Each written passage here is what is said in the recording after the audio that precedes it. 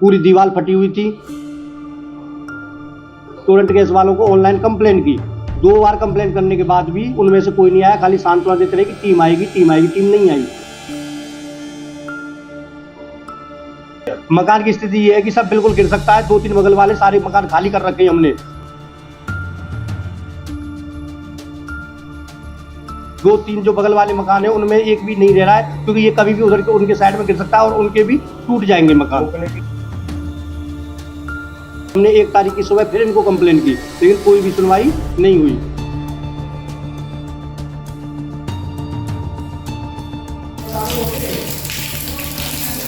इसके बाद में हमने चारों तरफ लेटर दिए, एक एसएसपी महोदय को, एक डीएम महोदय को, चौकी इंचार्ज महोदय को और आपके नगर पालिका को।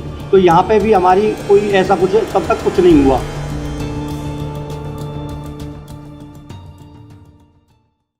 जीवन भर की जमा पूंजी एकत्र कर अपने परिवार के साथ अपने सपनों का आशियाना तैयार किया। अभी यह आशियाना तैयार भी कुछ समय बीता था कि तभी से किसी नजर लग गई और आज उस आशियाने को अपनी आंखों के सामने धीरे धीरे बिखरता हुआ देखना पड़ रहा है और असहाय बेबस होते भी कुछ नहीं कर पा रहा है। यह कोई फिल्मी कहानी नहीं बल्कि हकीकत है, जिसका कारण टोरंटो गैस कंपनी माना जा रहा है। जानकारी के अनुसार मथुरा शहर के थाना कोतवाली क्षेत्र के अंतर्गत 37C में अड़ीग एक प्राइवेट अध्यापक की नौकरी कर रहे कपिल देव शर्मा के द्वारा अपने सपनों का घर तैयार किया गया।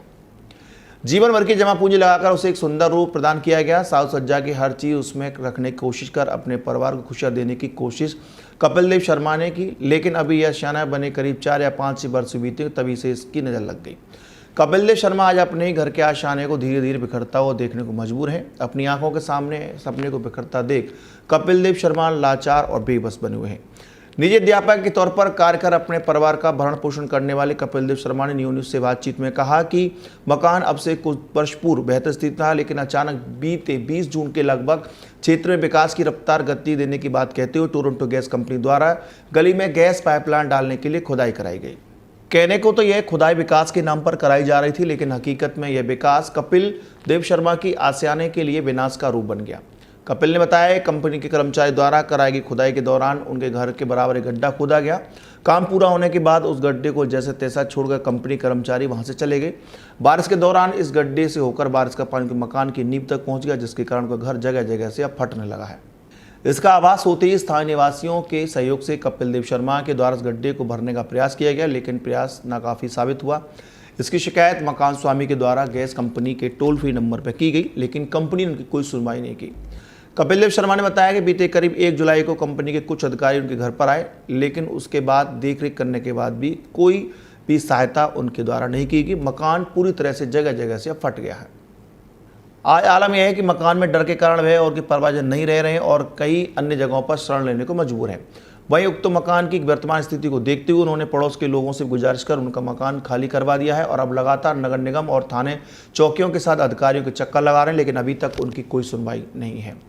न्यूज़ की टीम द्वारा मौके पहुंचकर जब हकीकत जानने का प्रयास किया गया तो हकीकत चौंकाने वाली थी। जगह जगह से दीवार फट चुकी थी और बारिश का पानी मोटी धार बनकर जगह जगह से बह रहा था। अनुमान जताया जा रहा है कि घर कभी भी गिर सकता है, कोई बड़ा हादसा हो सकता है।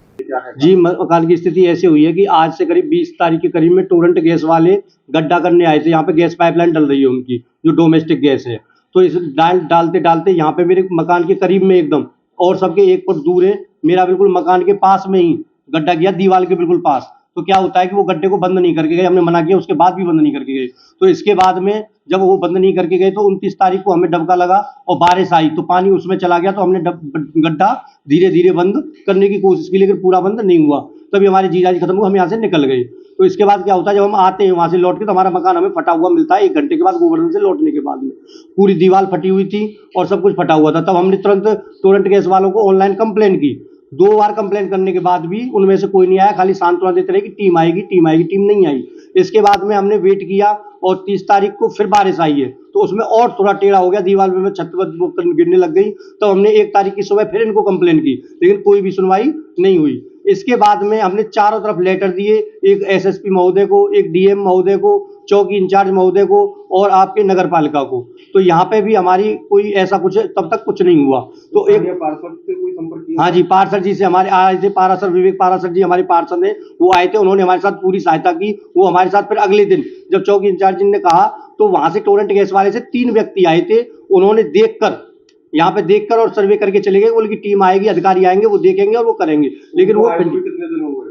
उनको वो आए थे आप 1 तारीख को, 1 तारीख को आए थे। आज 4 तारीख है, 1 तारीख को आए थे वो। तो 1 तारीख को आने के बाद वो देखकर और चले गए। उसके बाद में वो नहीं आए। उनकी तरफ से कार्रवाई तुम्हारा आगे फिर नहीं बढ़ी? नहीं, उनकी तरफ से कुछ नहीं हुई। नगर निगम का कोई आश्वासन मिला है? हाँ जी, नगर निगम पे हम 2 तारीख को जो मंगल दिवस है, मंगल दिवस में पारासर जी के साथ में जाके एक एप्लीकेशन लगाई। उन्होंने कहा कि मुकदमा कर दो।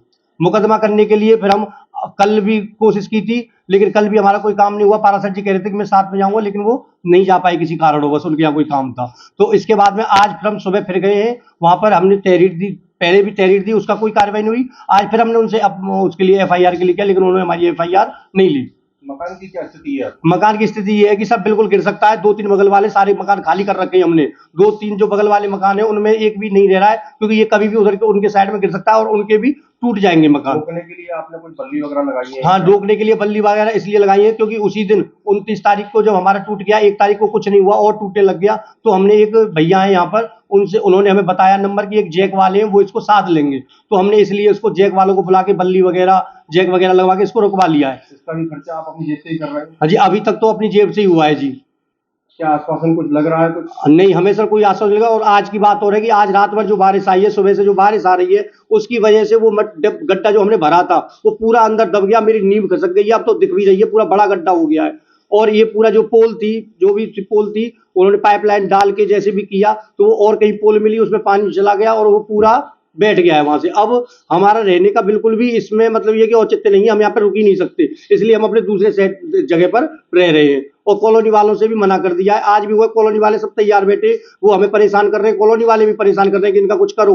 अब हम अकेले सब क्या करें? 3 मंजिल मकान है, कैसे इसको उतारे, क्या करें, हमारी कोई समझ में नहीं आ रहा है। इसी बीच नगर निगम के अधिकारी मौके पर पहुंची, उन्होंने मामले की जानकारी करते हुए पीड़ित परिवार को आश्वासन भी दिया। काफी स्थिति में आ चुका है, तो आरोप लगाया जा रहा है टोरंटो गैस कंपनी पर, जिससे काम किया गया और फिर संस्था ने सही तरीके से काम नहीं किया। अब गृह स्वामी को अपने आजीविका को लेकर के तो जिंदगी भर की पूंजी लगा करके मकान निर्माण किया और वर्तमान स्थिति ये हो चुकी है। आपने भी यहाँ का निरीक्षण किया, क्या कहेंगे? ये गैस पाइपलाइन जो भी कंपनी का होगा वो बहुत खतरनाक स्थिति में काम कर रहा है, उसका हम FIR करवाते हैं। और दूसरी जहाँ भी संभव है हमारे पास मलबा जो संसाधन है उस गड्ढे को भी मलबा से भरवाते हैं। और तत्काल जो इस मकान के अंदर जो रह रहे हैं उनको नहीं रहना चाहिए हमारे विचार से।